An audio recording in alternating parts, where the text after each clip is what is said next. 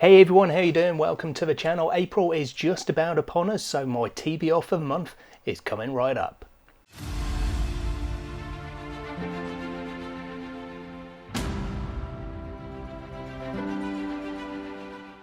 So March was a busy old month for me, but I still managed to do pretty well with my reading. So I'm hoping that's going to be the same for April as I really start to ramp up on some projects outside of my reading.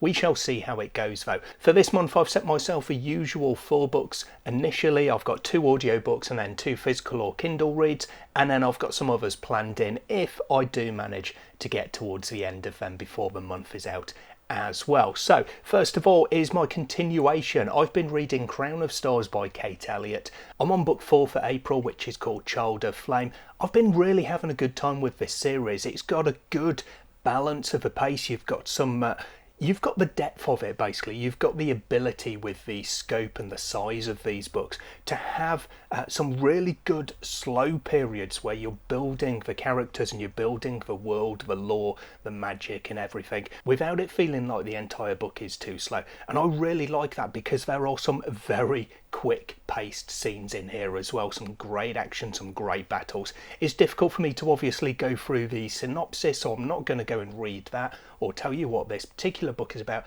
because that can of course spoil previous books in the series. But yeah, suffice it to say, I'm really enjoying this one. The audiobook narration is working really well for me, and I'm looking forward to book 4, which is about 1,000 pages, so they're really getting quite chunky at this stage of the series. Then I've picked up an ebook called A Memory of Song by Scott Palmer. This is verse 1, it's called, of The Last Ballad. Now I'm actually going to be working on book 2 of this series. Now I'm actually going to be working as a proofreader on book 2 of this series, so I wanted to get to know the series and to get myself up to speed, because especially if I really enjoy it, I'll feel really bad if I haven't read the first book and been able to read these chronologically and get to know the characters and the story. So April is going to be my month for checking this one out. In a dying land, the armies of the dead hold sway, and those who rule them are more god than human. James Caldane, the last heir of the Northern Throne, was just a man when the armies of the South murdered his parents and subjugated his lands. He has never forgotten those responsible, nor has he forgiven. He spent the last 10 years living in isolation with the Feldara, a sacred northern clan of fierce warriors led by the fearless Wolfie, who, still reeling from the loss of her own children, finds new meaning in protecting the only family she has left. Now an ancient order of warlocks has returned to the north, singing dark songs composed of blood magic that gnaw the elements and threaten all that is living. With nature depleted and the southern armies returning to the north, James struggles to embrace the unique power he's long tried to repress, the ability to commune with the spirits of the dead. In the bitter heart of a growing war, with the world dying around them, James and Wolfie desperately seek answers, vengeance, and a way to save the ones they love, no matter the cost. Fires refuse to burn, the skies are thirsty and breathless, the earth won't eat its rot. Welcome to Ardura. I'm hopefully going to have a good time with this one, because it sounds, as far as the synopsis goes, it sounds like the sort of book that I can really enjoy and get into for the long haul. So fingers crossed, that's exactly what happens. Next up, for my second audiobook of the month, I'm going back to my 2025 reading plan, and I'm hitting the sci-fi section. I've been reading a lot of sci-fi lately as I finish up the Earthburst saga, which is a 9-book series.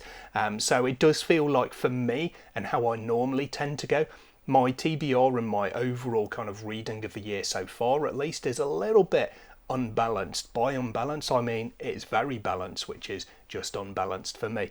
But nevertheless, I've kind of got 2 sci-fi titles on this month's TBR out of the 4 books that I've planned, so oopsie. This one though is going to be Nine Fox Gambit, which is book 1 of Machineries of Empire by Yoon-Ha Lee.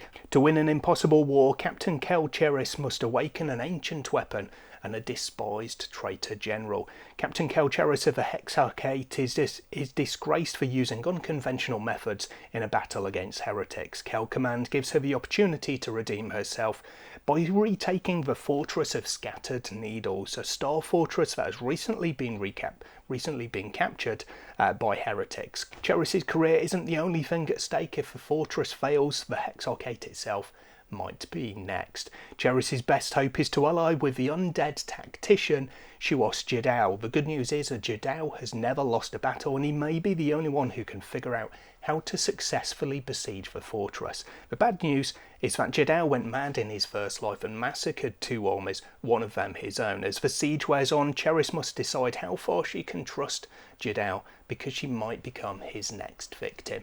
This is one that I've had on my radar for a long time, and yeah, I don't actually know anyone like really close to me who's actually read this one. They may have done, but I'm not aware that they have done. So yeah, it's going to be a bit of an experience as I go into it, pretty much blind, literally just the synopsis to go on, no reviews, no thoughts that other people have given me or anything along those lines. But it's a title that, despite that, I have seen quite a lot, so I don't know what's happening there. There seems to be a bit of a disconnect, but I'm going to try it out in April and yeah, see how I get on with it. And then the last title that I've got on my list for April is again from my 2025 reading plan. This one is from my books outside my comfort zone, so a section of books that I wouldn't normally pick up because they're just not quite the right genre. They've got overlaps with genres, fantasy and sci-fi, that I read, but they're a subgenre maybe that I don't generally go for. And this one, it's called Third Lock from the Sun by Rex Burke, and it says on there it's a Scottish sci-fi adventure, which hopefully will be quite nice for me, because I do have a lot of ties with Scotland. My wife is Scottish, my in-laws live in Scotland, so we're up there every now and again, and it's a beautiful place. And I wonder if that will be a good thing as I'm reading this book, despite it being a little bit outside of my comfort zone. The back of book synopsis is not very long. Who knows what lies hidden on a remote Scottish isle? Secrets come in all shapes and sizes, and Jake has stumbled upon the biggest one of all. A secret he can scarcely believe, a secret that the islanders have sworn to protect at all costs, a secret that will change his life. Now that's all it says, and that doesn't tell us too much, but one thing that it is missing out is this, I believe, is also a rom-com. So there is romance in here as well. That's light-hearted, there's a bit of comedy in here, and we will see how I get on, because various of those elements, including a more contemporary setting, those are the bits that I don't generally tend to go for, so we'll see how this one does. Now, if I do get to the end of these books, or at least A Memory of Song and Third Lock from the Sun, I do have an arc of Parallax by Amber Toro, which I'm going to be getting to. If I don't manage to get to it this month, it's going to be my first read in my May TBR instead. This one is book 2 of Sentient Stars. I've really had a good time with Umbra, and I've been looking forward to continuing the series with this one when it comes out. Now, I did listen to the audiobook of Umbra, which I highly recommend, so it will be slightly different for me going into this one, reading it rather than listening to it, but I really enjoyed the story. I had a great time with the characters, and I'm looking forward to continuing and learning more about those characters and this world with Parallax. Anyway, there we go. Those are the books that I'm planning to read for April. What are you looking forward to reading next month on your TBR? That's it for today. I hope to see you in the next video sometime soon. Until then, as always, take care of yourselves, read some good books. Bye for now.